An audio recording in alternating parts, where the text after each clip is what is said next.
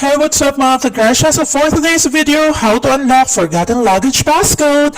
First step, hanapin mo ang mga butas sis. So ayan, kinalimutan mo, maghanap ka ng butas ngayon. Magaling ka naman dyan eh. Ayan.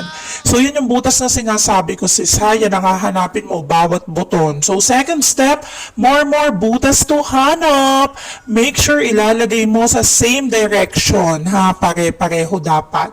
So kung kaharap mo ang maleta mo ngayon, makikita mo yan, visible yan sa iyong mga mata. Pero syempre, hindi pa dyan nagtatapos ang lahat sis. Ayan.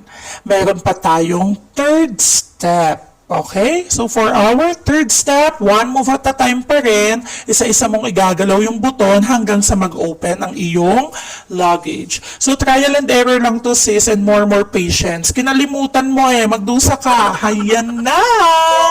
Finally!